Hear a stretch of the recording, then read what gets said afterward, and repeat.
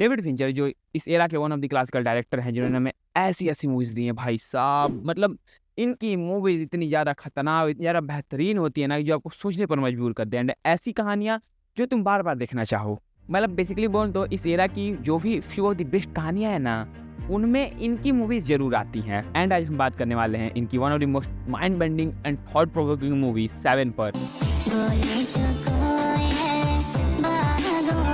अगर इसी कहानी को बिना स्पॉइल किए मैं समराइज करूँ तो ये कहानी है दो ऐसे डिटेक्टिव्स के बारे में जो अपने शहर के सीरियल किलर को खोज रहे हैं। वो सीरियल किलर जो कि बाइबल में लिखे 7 डेडली सिंस के अकॉर्डेंस में मर्डर करता है। अब ये मर्डर क्यों कर रहा है, कैसे करता है, किन लोगों को मारता है, ये सब तो आपको मूवी में देखना पड़ेगा, क्योंकि यही मेन मसाला है मूवी का। अगर मैं पूछूँ एक क्राइम हॉरर मूवी कब बेहतर बनती है, तो तुम्हारा जवाब क्या होगा?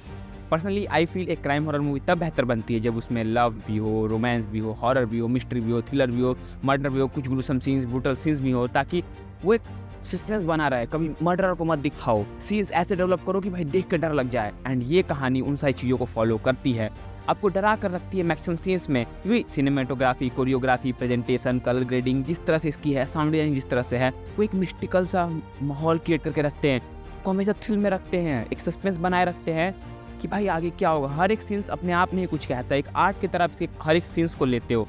मतलब अगर हमारा डिटेक्टिव किताब भी पढ़ रहा है तो उसे इतने सस्पेंसफुल तरीके से दिखाएंगे कि पता नहीं भाई कौन सी कहानी पढ़ रहा है, कौन सा नोवेल लिख रहा है, कौन सा भाई मतलब क्या कर रहा है, इस तरीके से दिखाते हैं ना कि इतनी गांठ पे। बट इन सब चीज़ों के बावजूद भी ये कहानी अपनी निटिग्रिटी ऑफ द प्लॉट को फॉलो करती है एंड उसके हर एक इंपॉर्टेंट एलिमेंट को हमें शोकेस करती है, ताकि आपका दिमाग कैरेक्टर्स पे ही ना हो बल्कि उसके इन्वायरमेंट पे भी हो, जहाँ पे वो जाते हैं, जहाँ पे जो चीज़ें हैं वो काफ़ी रियलिस्टिक हैं।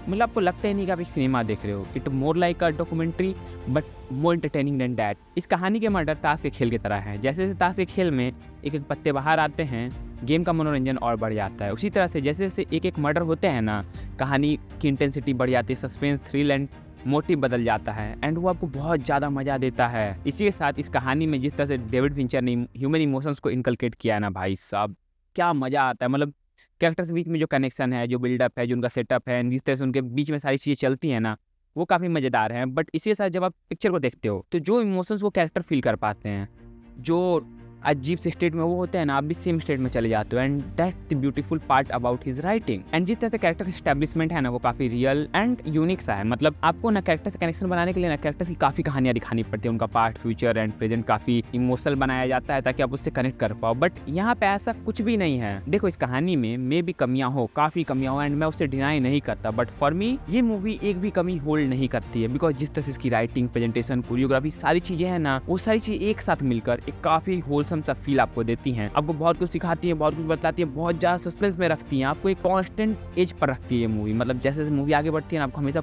एज पे रखती है भाई अब आगे क्या, कौन है मर्डरर, अगला कौन मरेगा, कौन बचेगा, हमारे डिटेक्टिव्स कभी इसे पकड़ भी पाएंगे कि नहीं, क्या वो पकड़ा जाए। मतलब इतने 75 किस्म के सवाल के दिमाग में उठते हैं ना, जो आपको हमेशा एज पर रखते हैं। एंड इस कहानी की ये कुछ ही बातें हैं जो कि आपको एक्साइट करती हैं। एंड जिस तरह से इसकी choreography, sound designing, presentation, colour grading जिस तरह से इसको किया गया है ना, एंड जिस तरह से उसमें हल्के हल्के ग्रेन्स आते हैं ना, वो उस माहौल को, उसके टोनैलिटी को जिस तरह से प्रेजेंट करते हैं, वो पूरा एक बहुत यूनिक एक्सपीरियंस देता है आपको। लाइक वो जो पूरा सिनेमैटिक प्रेजेंटेशन है मूवी का, वो काफी realistic and to the script लगता है। मतलब ऐसा नहीं लगता कि बात ह्यूमर की हो रही हो और वो आपको डार्कनेस दिखाएं। बात डार्कनेस की है तो डार्कनेस ही दिखाया जाता है, मिस्ट्री की है तो मिस्ट्री ही दिखाया जाता है, कुछ फालतू का बकचोदी नहीं किया जाता। वेल आज के लिए इतना ही। अगर वीडियो कुछ भी अच्छा लगा, मजा आया हो तो सब्सक्राइब जरूर कर देना एंड कमेंट करना कि नेक्स्ट रेट्रो रिव्यू आपको किस चीज़ पर चाहिए, क्योंकि हम हर मंडे शाम को 5 बजे एक रेट्रो रिव्यू के साथ आते हैं। 10 पहले ही हमने कर रखे हैं।